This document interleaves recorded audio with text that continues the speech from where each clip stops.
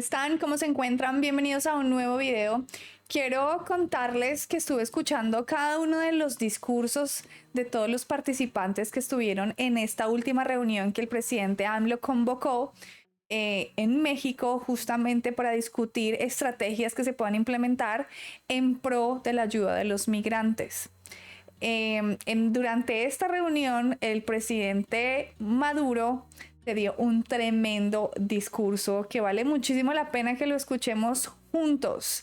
Y es que ahí es donde uno se da cuenta que la gente no conoce la verdad.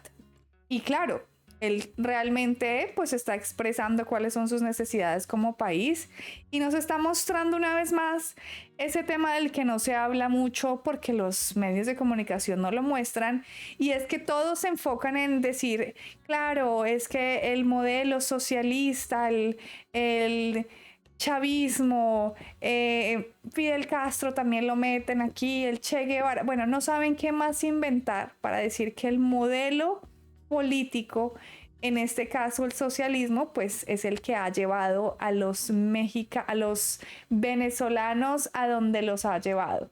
Sin embargo, el presidente AMLO le da voz y le da este espacio para que él le explique a la gente y les cuente un poco de las razones por las cuales Venezuela ha entrado en esta crisis. Yo no voy a discutir si las estrategias que utilizaron Chávez y que son seguidas en este caso por Maduro son las correctas o no, si es un régimen o no, como dicen ellos, un régimen castrochavista, y bueno, en fin, lo llaman de muchas maneras, porque la que sufre al fin y al cabo es la gente, el pueblo. Sin embargo, sí creo que es importante que se hablen de las causas, porque la gente solo se dedica a señalar la mala gestión de un modelo, que en este caso, repito, el socialismo, que si fuera tan malo como dicen por ahí, pues no habría necesidad de atacarlo, no habría necesidad de generarle bloqueos, porque el mismo sistema o el mismo modelo iría para abajo. Sin embargo, pues Venezuela no ha dado su brazo a torcer y siempre ha estado en esta constante controversia con Estados Unidos, y Estados Unidos siempre le ha puesto bloqueos, razones por las cuales él explica que esto llevó obviamente a que su economía, que es en base al petróleo, al gas, al oro, pues se viera completamente afectada e hiciera que muchos venezolanos tuvieran que buscar la manera de salir, de migrar, de irse a otros países buscando un mejor futuro. Insisto, porque entonces no señalar a los culpables de la raíz del problema y no solamente enfocarnos en las consecuencias? Entonces, sin duda alguna, en esta reunión, el presidente Maduro pudo por fin expresar un poco de esas razones. La curiosidad aquí está en que, debido a las guerras que están sucediendo en estos momentos en el mundo, como lo fue inicialmente entre Ucrania y entre Rusia, que hace que todo el precio del gas y del petróleo suba porque no hay suficiente abastecimiento, y ahora en otra zona también fundamental en este tema, como lo es Oriente Medio, con el tema de, pues esta guerra que se está llevando a cabo por territorio, por intereses económicos, y donde también están relacionados estos recursos entre los palestinos y los israelíes, ¿no? Curiosamente, Estados Unidos dice, te voy a quitar alguno de estos bloqueos. Adivinen por qué. Porque necesita, después de la pandemia, después de estas guerras, obviamente el petróleo de Venezuela, al igual que el gas y al igual que otros recursos. Así que por eso la semana pasada se levantaron algunos de estos bloqueos. Primero quiero que escuchemos el discurso que dio el presidente Maduro y después vamos a leer estas noticias de estos desbloqueos. A mí me gustó traer este video aquí al canal porque siempre hemos hablado del tema de los bloqueos de Venezuela, pero nunca hemos podido realmente como encontrar este espacio para discutir el por qué, ¿no? Entonces creo que cuando lo escuché dije, perfecto, traigámoslo por acá para que discutamos y veamos juntos de qué se trata, así que hagámosle. Presidente Andrés Manuel López Obrador, muchas gracias por este recibimiento tan caluroso y hermoso de hermandad que hemos recibido las delegaciones invitadas a este encuentro en este lugar mágico, especial de Palenque, que nos recuerda lo glorioso que fue nuestro pasado, lo diverso y hermoso que fue nuestro pasado y la majestad de lo que puede ser nuestro futuro si logramos unir caminos en nuestra América. Nuestra América tiene que perseverar, compañeros presidentes, presidenta Xiomara, vicepresidentes, primer ministro de Haití, cancilleres, embajadores. Nuestra América tiene que perseverar en el camino de encontrarse, reencontrarse y construir la unión y construir nuestro propio modelo de desarrollo compartido, conjunto. Es mentira que cada quien por su lado, profundizando diferencias, escuchando intrigas y separados, cada quien por su lado va a encarar las oportunidades de un siglo XXI diferente, de independencia, de soberanía absoluta, de bienestar, de desarrollo pleno, de felicidad social para nuestro pueblo. Solo en el encuentro, en la reunión, en la coordinación y en la construcción de niveles articulados de unión, como decía la presidenta Xiomara, próxima presidenta de América Latina y el Caribe en el 2024. Este tema que hoy nos ocupa es un tema sumamente importante para nuestro país.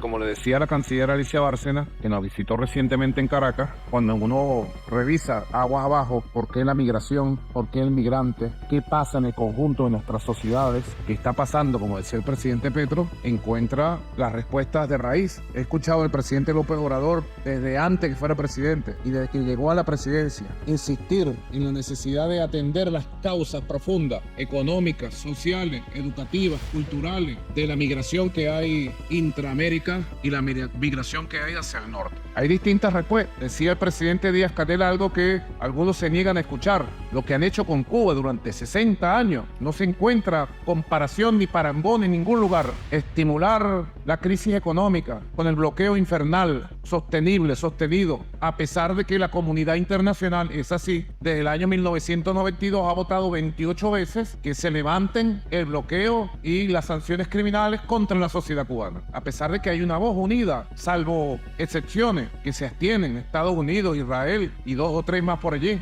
El modelo que le han aplicado a Cuba para generar desestabilización en los años 60, 70, 80, para buscar lo que ellos llaman en sus documentos un cambio de régimen, y de manera obstinada, obsesiva, se expresa ese deseo de venganza contra Cuba solo porque tomó su propio camino. Es su camino y debe ser respetado. Desde siempre se ha exigido en América Latina, el Caribe y ahora en el mundo el respeto del camino que cada quien toma, en este caso el caso de Cuba. Si buscamos las razones de la migración desde los años 60, sus razones serán eminentemente económicas y sociales. ¿Cuántos millones han migrado de cada país? ¿Y cuáles fueron sus causas? ¿Cuáles son las causas actuales? Modelos económicos excluyentes, la aplicación de paquetes neoliberales, el empobrecimiento de los países, el saqueo de los recursos naturales, y pare usted de contar el saqueo de los recursos financieros a través de los mecanismos de la deuda externa denunciados por Fidel en el año 82, 84, 86, hoy expuesto de manera magistral por la canciller Alicia Bárcena en su exposición, que convirtieron a nuestra región en exportadora neta de capital, con los mecanismos de sustracción, de saqueo financiero de países con modelos económicos esclavistas, si pudiera uno calificarlo de manera drástica. Así. Les tengo una pregunta. ¿Cuál es la principal razón por la cual la gente migra? Por ejemplo, en nuestro caso, desde Latinoamérica a Estados Unidos. A ver, 3 segundos, escriban. La pobreza, sin duda alguna. ¿Y quién genera esa pobreza? Todo el saqueo, los golpes de estados que ellos hacen, la pobreza, la corrupción, todos estos temas hacen que la gente ya no pueda tener una vida medianamente digna y tenga que sí o sí migrar hacia Estados Unidos, hacia otros países. Y ya después de que ellos tienen este problema, porque si nos llaman problema de migración aquí en Estados Unidos, entonces ya no les gusta, ¿cierto? O a veces ponen su banderita ahí medio blanca de la paz, entre comillas, y medio hacen algo, medio botan ahí cualquier dádiva y dicen, oh sí, les estamos donando algo ahí a sus países para que no tengan que venirse.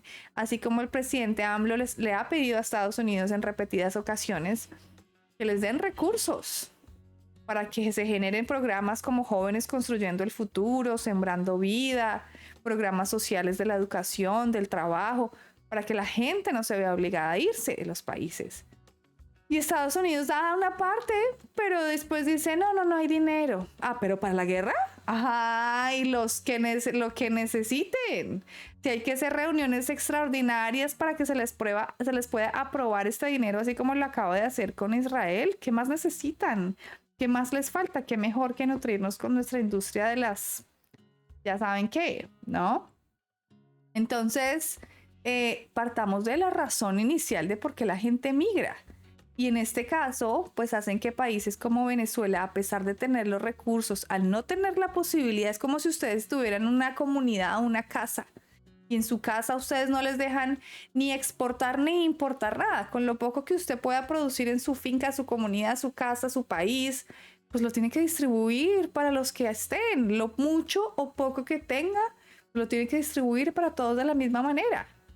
Exactamente, es por eso que mucha gente dice, ay, les van a quitar todo y van a expropiar y qué peligro que Colombia se convierta en Venezuela y bla, bla, bla.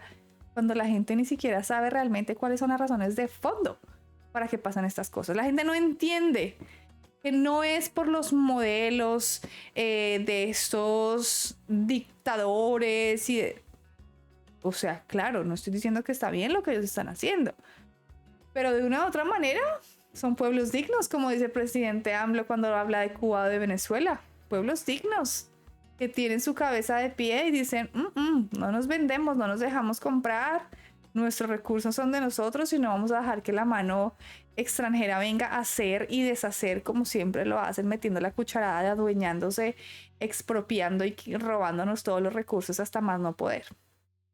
Entonces son cositas que hay que verlas y entenderlas desde otro punto de vista, digo yo. Y que creo que este encuentro muy oportuno para la conversación, el análisis y para aterrizar también en propuestas que nos permitan ir transitando un camino conjunto para la solución de los temas sociales y económicos que son raíz de esta migración y de este problema que tiende a agravarse.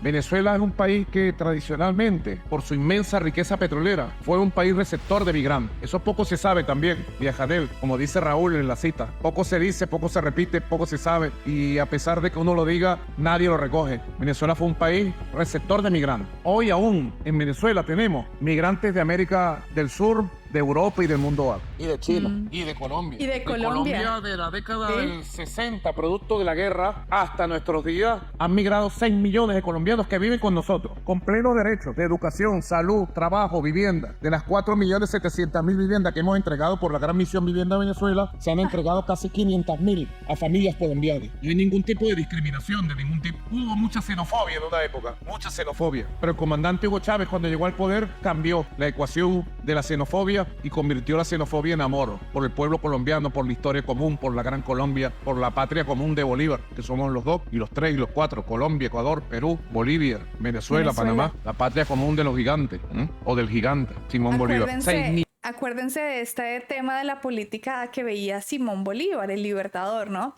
Él decía, claro, este es un venezolano, Simón Bolívar, que tuvo la posibilidad de educarse y de viajar a Europa y de ver cómo se llevaba a cabo la Revolución Francesa, de tener una educación, obviamente, pues era un adinerado. Y empieza a darse cuenta de cómo la gente se rebela y de cómo se organiza la política en general. Le dice, la única manera de que el continente americano pueda rebelarse contra Europa es de que se unan. No va a existir otra manera. Y efectivamente lo intentó, haciendo la Gran Colombia, los 5 países bolivarianos que acaba de nombrar el presidente Maduro, pero no lo entendimos, no lo vimos. Y pues cada quien finalmente se independizó y pues ya, se separó. Millones de colombianos, 1.500.000 de árabes, libaneses, sirios en lo fundamental. Para donde ustedes vayan, Xiomara, cualquier estado del país conseguirá un club sirio-venezolano, y libanés venezolano, sirio-libanés, y una comunidad importante palestina, 600.000 ecuatorianos, 600.000 peruanos, 600.000 españoles, 600.000 aproximadamente 500.000 italianos, 600.000 portugueses, una comunidad portuguesa grande. Un país receptor. No teníamos tradición de migración, ninguna tradición. Es por el año 2010, 11, 12, cuando todavía no existían las 930 sanciones que después nos aplicaron, cuando la agresión económica directa no había empezado, en el año 2010, 11. 930 30 sanciones. Y ustedes dirán, pero ¿cuál es la razón? ¿Cuál es la razón? Nada. Que Estados Unidos no está de acuerdo con el modelo político que siguen. ¿El modelo político dictatorial? Oh, pero hasta donde se sigue una democracia y la gente vota. Ah, ya sé. No quieren entregar sus recursos, no quieren aliarse por debajo de la mesa y entregar todo a Estados Unidos como lo han hecho nuestros países y los gobiernos que han estado por tanto tiempo. Ustedes respóndanme a la pregunta tan irónica y sarcástica que les estoy haciendo. 11-12 empieza una campaña desde el exterior para promover en la juventud la migración. En aquel momento yo pudiera decir que no tuvo mayor impacto, verdaderamente, pero es con la muerte del comandante Hugo Chávez y el inicio de una agresión en escalada ascendente que comienza a aparecer el fenómeno de la migración. Nosotros hemos estudiado, presidente López Obrador, al detalle, y lo compartía con la canciller Alicia Bárcena, este fenómeno. Y esto, sin lugar a dudas, se incrementa y se dispara a partir de las primeras medidas coercitivas contra el país. Unas que eran invisibles, creo que lo decía Petro. Venezuela comenzó desde la muerte del comandante Hugo Chávez a sufrir un bloqueo financiero en el mundo. Nadie se atrevía a prestarle $1 a Venezuela, a refinanciar $1 con Venezuela para la actividad petrolera, para las distintas actividades económicas, para posponer pago de deuda. Se le exigía el pago puntual de la deuda y nadie negociaba, valga la expresión, renegociación de plazos de deuda como cualquier país del mundo. Comenzó silenciosamente un ataque financiero letal a la industria petrolera, que es la industria fundamental donde nosotros nos sostenemos.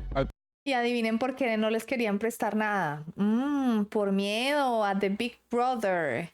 Por miedo a las represalias que pudiera tomar Estados Unidos hacia esos países, que le abrieran las puertas o las posibilidades a Venezuela de que saliera de esa crisis. Premio Nobel de la apretar, presionar hasta el no más poder. Nuestro querido amigo Barack Obama se le ocurrió el 9 de marzo del año 2015 sacar un decreto presidencial declarando a Venezuela amenaza inusual y extraordinaria contra la seguridad nacional de Estados Unidos. Yo le dije a Obama, porque hubo una reunión, un encuentro que llaman la Cumbre de las Américas en Panamá, todavía los invitaban en esa época, y yo fui, y la Cumbre de las Américas hubo un repudio, presidente López Obrador, masivo, absoluto, contra ese decreto. Y Obama me llamó a conversar en un pasillo, conversamos 10-15 minutos y me dijo, yo le dije, eso es un error, presidente. Él me dijo, es un error, pero lo vamos a subsanar. Te mando a Thomas Shannon para que hable contigo y superemos eso. Y yo le dije, mire, presidente, el problema no es usted, usted es un demócrata, le dije, un humanista. El problema es quién puede venir detrás de usted y utilizar esa puerta que usted deja abierta para agredir y quién sabe qué más cosas hacer contra Venezuela. Y dicho y hecho, desde el año 2015 comienza una merma económica importante y la campaña política brutal.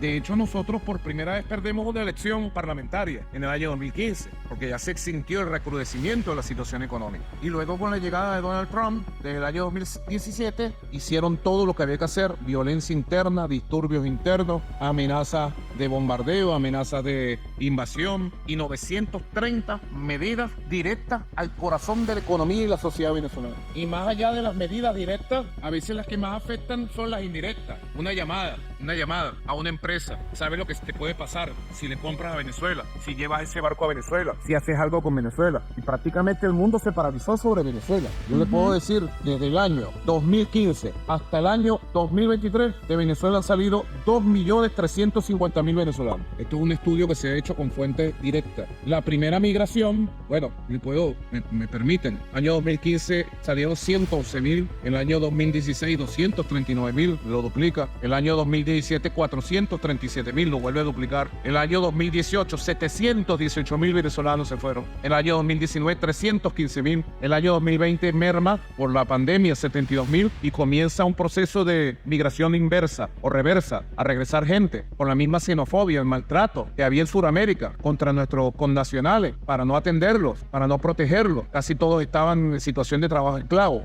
en Colombia, en Ecuador, en Perú, en Chile. Año 2021 vuelve a aumentar 123.000, año 2022 235.000. ¿Saben cuál es el problema de este tema? Claro, la gente, pues, o sea, la gente de abajo, la gente de a pie tiene que verse obligada a salir. Hablemos del ejemplo de Colombia. Colombia es un país que duró 200 años gobernado por la ultraderecha conservadora, corrupción hasta el tope. Muchas de esas ollas todavía no se han destapado todas. por primera vez después de 200 años logra tener un presidente de izquierda con por encimita del 50%, o sea, hay una división brutal, los medios de comunicación en contra, o sea, el cambio es duro, es difícil, la gente, de hecho yo ni siquiera pensé en la más mínima posibilidad que él ganara, no estamos listos, yo dije, muy dormidos, consumimos televisión, bueno, yo hace muchos años dejé de consumir televisión, pero el colombiano promedio es muy conservador, esa es la palabra. Muy religioso, muy continúa en la línea, no despierta lastimosamente después de tantas guerras y de tantos conflictos. Esa es la realidad. O sea, aquí cada quien se da la realidad. No todos, pero en su mayoría. Ahí el por qué les causaba tanta incertidumbre apostarle a un cambio, a algo distinto. Sin embargo, estamos en el proceso. No estoy diciendo que Petro es perfecto y que lo está haciendo todo divino y hermoso, pero nos cuesta demasiado. Hay gente todavía que no le interesa la política, hay gente muy dormida, hay gente que le cree todo a la revista Semana, a Caracol, a RCN, a todos estos medios de comunicación tradicionales. Es muy complicado. El tema es que, claro, un país por sí solo como Colombia, que ya necesita de muchas cosas, donde ya hay un nivel complejo de trabajo, de seguridad, de asistencia a la salud. Un país que, si lo decimos coloquialmente, no puede ni con los propios colombianos, y le llegan esta ola de venezolanos, pues desata todavía un caos peor. Más inseguridad, más violencia, más xenofobia, más todo este tema, todo este tipo de cosas. Entonces, esto también hace, como dice Maduro, que pues los venezolanos sean maltratados también, claro, porque el colombiano que estás ahí como medio como puedes y llegan todavía más personas, pues es más complejo. Y en estos casos, por ejemplo, que se ven también personas que llegan, venezolanos que llegan aquí a Estados Unidos, no todos, hay gente muy trabajadora, gente muy buena, pero llegan otros de pronto acostumbrados a otro tipo de cosas en Venezuela, a exigir esas mismas condiciones acá, como los que llegaban a Nueva York a exigir que les dieran casa, que les dieran trabajo, porque no sé qué, cuando en este país es muy duro. Cuando personas como les cuento yo, ustedes saben que estoy casada con un mexicano, mi esposo llegó acá, cruzó el desierto, duró casi un mes en su viaje, lleva 17 años en este país y todavía no se ha podido establecer bien con sus papeles en orden y todo este tema. O sea, no es tan sencillo como la gente creía. Ha trabajado y sigue trabajando de sol a sol, de 8 de la mañana a 8 de la noche. Y aquí se viene a trabajar muy duro, muy fuerte. Yo he llegado a tener hasta 3 trabajos. Entonces, ese es el tema que la gente de pronto a veces, hoy día tengo 2. Tengo mi trabajo tradicional y YouTube. Pero la gente a veces no entiende y no ve ese tipo de cosas. No los juzgo. Pero claro, en Venezuela que sí dan estos recursos de una manera o los distribuyen de una manera diferente, pues es un cambio como fuerte. Este año 2023 hay 128.000 que han migrado y la proyección dice que pudiera llegar a 160.000. 2.384.000, corrijo, compatriotas. Es una tendencia nueva. Hay una migración reversa. Nosotros hemos activado un plan llamado Vuelta a la Patria y por avión, poniendo los aviones nosotros, aviones, ¿cómo se llama? Sancionados también por los Estados Unidos, con permisos especiales, ¿no? Nuestros aviones de nuestra línea aérea bandera han viajado y han regresado a miles de venezolanos. Y hoy sumamos unos 400.000 venezolanos que han regresado con el plan Vuelta a la Patria. Y de manera voluntaria, por sus propias vías, creemos que han regresado aproximadamente 500.000. Unos 900.000 venezolanos han regresado entre el año 2020 y este año. Ha habido una mejoría leve, pero que ya se siente de la economía, por esfuerzo propio, El tema de la migración en Venezuela también es un gran tema político, al igual que Cuba. La migración como fenómeno, y dicen que no son migrantes, le dan la calificación de refugiados. Y hay gente que lo cree. Un presidente muy honorable de América del Sur lo dijo en la reunión de UNASUR. La gente que huye del régimen dictatorial que hay en Venezuela, y lo repiten, eso ha significado un gran negocio. Se han organizado 3 encuentros, presidente. En el año 2019, Conferencia Internacional de Donantes en Solidaridad con los Refugiados Venezolanos. Primer encuentro promovido por Estados Unidos y la Unión Europea. Luego se reunieron en Bruselas. Luego en España se reunieron en el año 2020, igual. Y en el año 2021 en Canadá. En el año 2022 y 2023 se quedaron sin gasolina, parece. No hicieron el encuentro. Eran encuentros para el ataque político y supuestamente para recoger miles de millones de dólares en donantes que jamás llegaron a los migrantes y menos llegaron al país. Igual. Hablando de los ataques políticos, pues miremos nada más el golpe de Estado que se le quiere, porque todavía está en vigencia con Guaidó.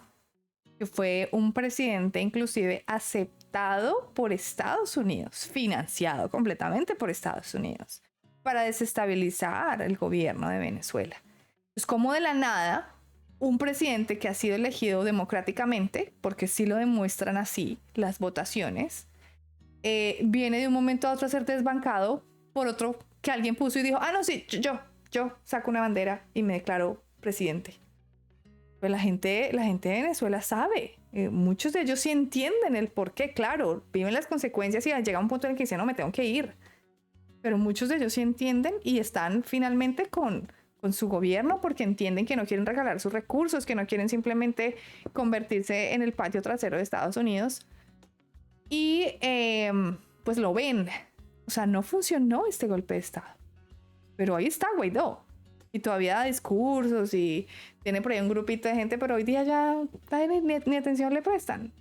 Pero eso hace Estados Unidos en golpes, desestabilización política, como lo está diciendo ahí Maduro. Actualmente Estados Unidos por cifra oficial de Estados Unidos, ha aportado $2.800 millones para atender la crisis humanitaria migratoria de Venezuela. ¿Dónde está ese dinero? No sabemos. Lo único que dijeron algún día que recibieron dinero o Estados Unidos dijo haberle entregado fue Iván Duque, expresidente de Colombia, y Juan Guaidó, expresidente de Venezuela. Presidente interino que pretendieron imponernos. ¿Viene? 2.800 millones, que nunca se supo al final qué sucedió con esos recursos. Nosotros hemos hecho un gran esfuerzo por la recuperación económica desde las vísceras, recuperando la industria petrolera y el ingreso petrolero. Nosotros pasamos un año de tener $57.000 millones de ingreso petrolero, al año siguiente $700 millones. ¿Escuchan? Hoy, el año pasado fueron 5.500 millones de ingreso petrolero, este año debe estar por el orden de 8.000, 9.000 millones de dólares de ingreso petrolero. Ni siquiera el 10%, un poco más, perdón, del 15% de lo que era el ingreso para sostener todo un país. Imagínense. Hemos hecho un esfuerzo con las vísceras y vamos recuperando la industria petrolera. Recuperamos las 4 refinerías que estaban paradas totalmente por falta de repuesto. Fueron 4 refinerías construidas con ingeniería y maquinaria estadounidense. Y por eso de verdad uno agradece el espacio que les da el presidente AMLO de hacer, de convocarlos, de que la gente los escuche, de que la gente se informe. Esto es un trabajo histórico, el del presidente AMLO. Y ahorita él va a decir, y no solamente el cómo no nos dejan comercializar nuestros recursos, de que de eso se sostiene Venezuela, del gas, de la gasolina, sino que como no les permiten entrar nada, no pueden ni siquiera conseguir los repuestos necesarios para que sus refinerías funcionen correctamente. Todos los repuestos los conseguimos en el mercado, no sé qué nombre se le pueda poner, no es negro, en el mercado terciario. Después de recorrer 5 países pagando un repuesto que pudiera costar $10.000 en $100.000 para poder parapetear 4 refinerías que tenemos y poder surtirnos en lo mínimo. Hemos recuperado la industria petroquímica a un buen nivel, afortunadamente, y hoy estamos en capacidad de exportar productos petroquímicos, etcétera, etcétera. Y la economía viene viviendo un proceso de recuperación. Este año la FMI, Fondo Monetario, que no nos quiere para nada, y la CEPAL dice que vamos a estar entre 4 o 5% de crecimiento de la economía, y es la economía real, la economía no petrolera. Eso, digamos, es un paso positivo adelante. Recientemente llegamos, esto es secreto lo que voy a decir, como aquí no hay cámara, que no salga de aquí, no hay cámara ni teléfono. Recientemente, luego de 6 rondas de negociación, llegamos a unos acuerdos con el gobierno de los Estados Unidos, que implicó lo que ustedes ya conocen, la firma de un documento político con un sector de las oposiciones y que se dispararon un conjunto de decisiones para avanzar en lo que debería ser, en Alicia en el País de las Maravillas, lo que debería ser el camino para el levantamiento de todas las sanciones criminales contra Venezuela. Se acaban de sacar unas licencias ahora, lo cual llenó de gran alegría a muchos inversionistas que ya estaban listos para entrar al país, sobre todo en petróleo, en gas. Venezuela tiene la mayor reserva de petróleo del mundo. Estamos certificando la 4ª reserva gasífera. La mayor reserva de petróleo en el mundo. No es casualidad. No es casualidad que sea justamente uno de los países más oprimidos por Estados Unidos. Quieren quedarse con la minita de oro, literal. Del mundo, en la franja costera norte de Venezuela. Ahora, apenas se firma, ellos ahí nos amenazan. Entonces nos ponen un condicionamiento. Si no hacen esto, esto y esto, cosa que nunca se habló, con ellos. Y si yo mostrara los documentos secretos que firmamos y las fotos de la firma, no les quedarían ganas de mentir. Nos ponen condicionamiento. Yo soy un hombre optimista y tengo fe que cumplan con su palabra, cumplan con los documentos firmados, y ojalá podamos, con el apoyo de América Latina y el Caribe, con el inmenso apoyo que usted nos ha dado públicamente durante sus 5 años de presidente, llegar a un levantamiento de todas las sanciones criminales contra Venezuela. Y le aseguro, yo se lo dije al presidente Petro, con el cual hemos hablado mucho, una vez que se ejecuten ese levantamiento de sanciones y se mantengan como exigimos ahora, que sean permanentes, completas y totales, tengan la seguridad, estoy optimista en lo que voy a decir, pero lo creo, que en el transcurso de un año nosotros reversaríamos las corrientes migratorias y una buena parte de nuestros compatriotas regresarían a Venezuela y se pararían las corrientes migratorias como fue durante 100 años o más. Yo tengo fe absoluta en eso. No le puedo decir que estamos totalmente de acuerdo con el documento que ustedes han trabajado, que han presentado. Yo solamente agregaría un pequeño punto que está aquí. Lo dijo el presidente Petro. Hay que ir a las causas económicas y sociales, correcto. Hay que ir a las causas de las medidas coercitivas y humanitarias y exigir su levantamiento, correcto. Hay que hacer planes conjuntos de apoyo a los migrantes. El plan Vuelta a la Patria, el plan Jóvenes Construyendo, el plan Sembrando, que dice usted. Totalmente de acuerdo. Articulemos, trabajemos. Estamos listos para iniciar el trabajo. Pero hay un punto específico que lo trataba el presidente, que es el crimen transnacional. Y que en el caso de Venezuela se ha expresado con el coyotismo, pues que llaman los coyotes. Yo le decía a la canciller, nosotros tenemos que hacer una coordinación de carácter policial, de carácter de inteligencia, para descubrir, desmembrar, perseguir a las bandas de coyotes que estafan, roban, secuestran y asesinan a los migrantes de América del Sur, de América Central y de toda América Latina. Creo que es un tema que tenemos que asumir. Nosotros hemos descubierto bandas de coyotes que se dirigen desde el clan del Darién, del clan del Golfo, y en Venezuela están vinculados a la ultraderecha. Yo lo denuncié recientemente. Nos consta que la ultraderecha venezolana, que pretende levantar la cabeza otra vez, ha articulado plan con Trump, etcétera. Y muchos venezolanos los articulan en la subida hacia los Estados Unidos y luego los están colocando directamente en las ciudades demócratas, muchas de ellas gobernadas por afroamericanos. Nueva York, Chicago, Los Ángeles son ejemplos de la llegada de olas de migrantes venezolanos colocados allí como parte de un plan político.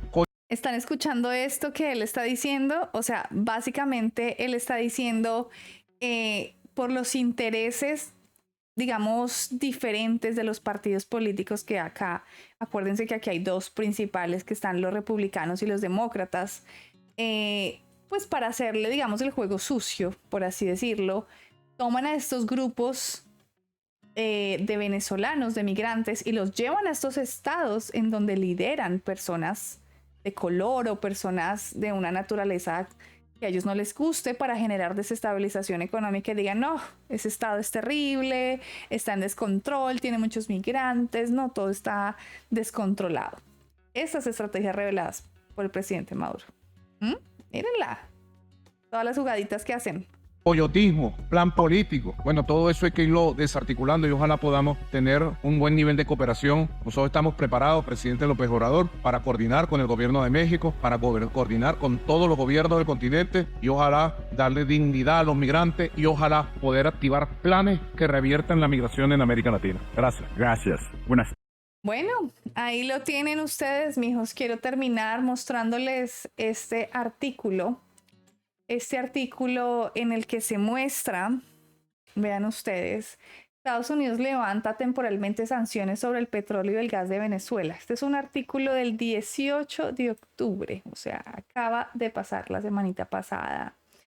¿Por qué creen ustedes? Miren, el levantamiento temporal de varias sanciones que pesaban sobre Venezuela, incluidas las del sector petrolero y el gas, pues porque Estados Unidos necesita de eso por las guerras que les acabé de mostrar o mencionar al comienzo.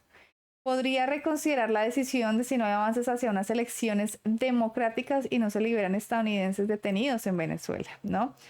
Pero él no lo hace así porque sí, ¿no? Miren aquí, este otro, Venezuela rumbo a elecciones democráticas en el 2024. Tras 2 años de negociaciones, el gobierno de Maduro y la oposición firmaron un acuerdo para celebrar elecciones presidenciales en el 2024. Si el diálogo continuará, el acuerdo representa un primer paso clave. Pero adivinen cuál es la condición que les colocan. Las partes negociadoras se comprometieron a celebrar elecciones presidenciales en el segundo semestre con la participación de observadores internacionales, como quien dice, metiendo la cucharada, como siempre. Adivines quiénes van a estar ahí en esas elecciones. La Unión Europea, la ONU y la Unión Interamericana de Organismos Electorales. ¿Para qué creen ustedes que tendría que estar metiendo la cucharada a estas organizaciones? Ay, obvio, todo por el bien de la democracia, para que no se roben las elecciones, para que no haya mano negra, para que no se puedan hacer cosas en pro del beneficio del gran país imperialista, como dice Maduro, Estados Unidos de América. Así que ahí lo tienen. Ahora si quieren ser amigos de nuevo Estados Unidos con Venezuela por necesidad de este preciado recurso llamado petróleo y gas. Ahí les dejo, mijos, este videito. Espero que hayamos podido acomodar y poner sobre la mesa varias ideas importantes. Espero que si les está gustando puedan dejar ese like, suscríbanse al canal, activen la campanita. Nos vemos en todas mis redes sociales. Alexa López Col. Si quieren escuchar completo el discurso, es muy sencillo. Se pueden ir a mi canal de YouTube, Alexa López Ol, que están viendo, porque recuerden que tengo otro que es Alexa López Col, y pueden buscar el título por una vecindad fraterna y con bienestar de toda América. Ahí está 1 hora de todos los discursos que dieron los diferentes presidentes que asistieron a esa convocatoria liderada por el presidente AMLO. Eso ha sido todo por ahora. Nos vemos en un próximo video. Gracias. Chao pues, mijos.